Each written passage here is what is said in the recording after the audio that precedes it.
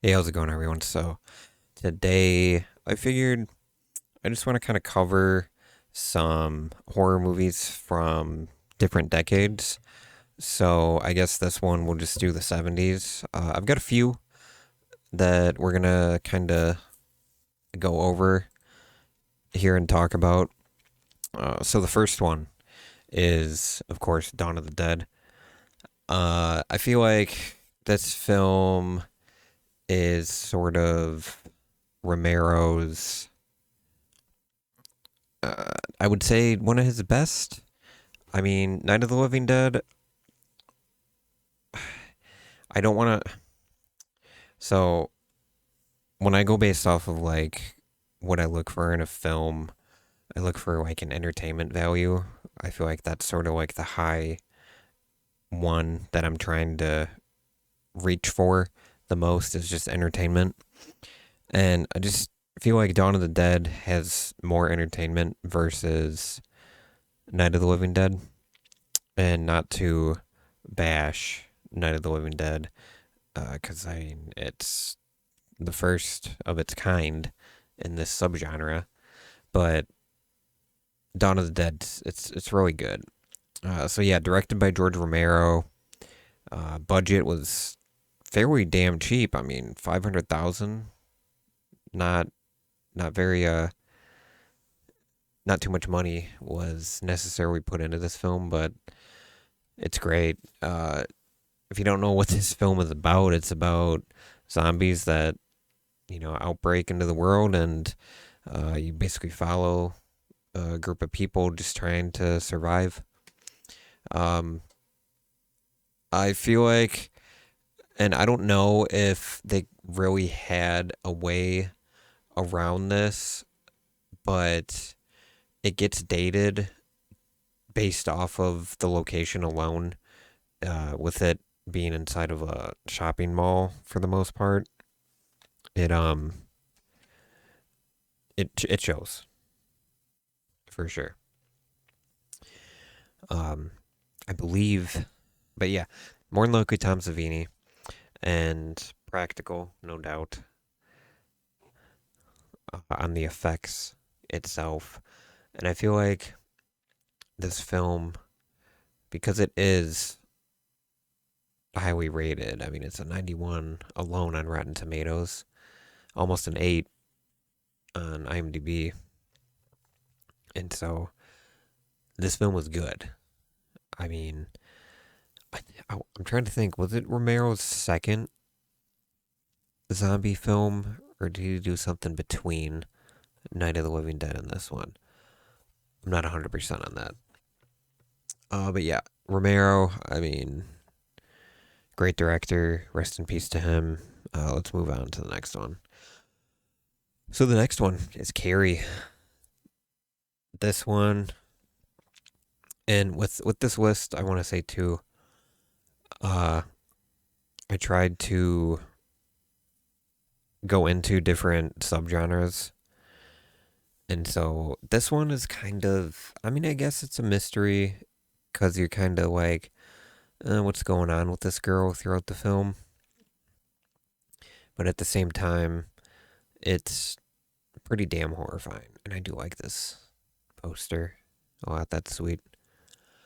But yeah, this film it's it's about a girl who gets picked on a lot in school, and she's sort of like the outcast, and then her home life isn't any better, and so all this stuff just is building up, and you get the climax at the end, which I won't spoil it, but I'm pretty sure everyone has an idea of what happens at the end of Carrie. It's starring Sissy Spacek. Yes, John Travolta is in this. I want to say this might have been one of his first roles, or like bigger roles that he had. PJ Souls, you might know her from um, another film in the late 70s that we'll be talking about here in just a little bit. Yeah. What can I mean, there's not much else I can really say about Carrie that people haven't praised about it enough already. And wow, I didn't even know it got nominated for. Holy crap! One, two Oscars alone. Golden Globe. That's awesome. It's cool. Cool to see. I gotta back this up. Back it up. But yeah, go watch Carrie. It's on Tubi, so it's free right now. So you have no reason not to.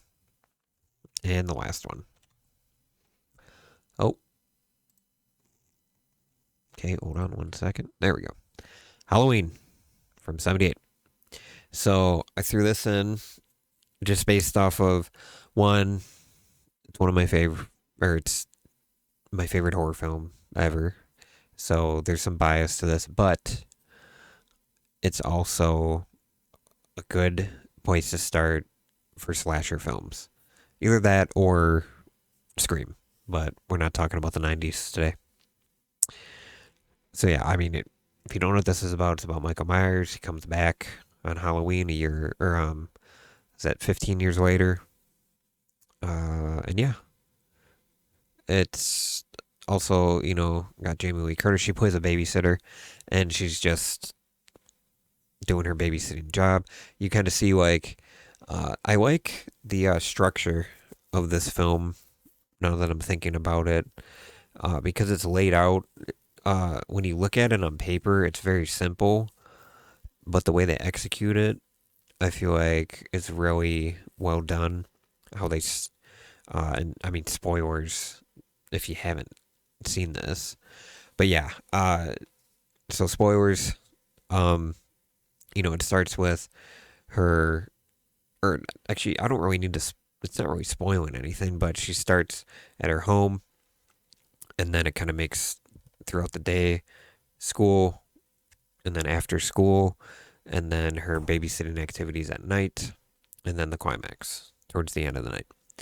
And so it's all, within I want to say like 18 to 20 hour window of time. And the pacing is very well done. How long is this film? So it's right at 91 minutes, so nice and tight for a film runtime. And 97% Rotten Tomatoes, 7.7. And so hold on, let me look here. Are all these? Yeah, so 91 here, 94 here, 97 here. Oh, I didn't even realize that they just went up in ratings. So that was a coincidence. But yeah, Halloween, I mean, there's not much more I need to say about this film. Again, that hasn't been said. And I would say if it's going to be like your first time watching this film, after watch the sequel if you have it, or if it's streaming anywhere that you have it.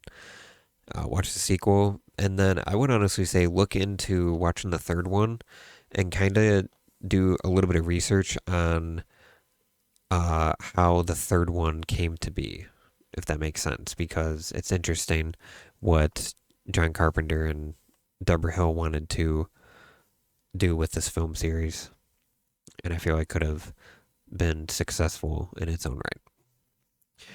But yeah, I hope you guys enjoyed this little list of films. These films are all great, and I'll see you in the next one.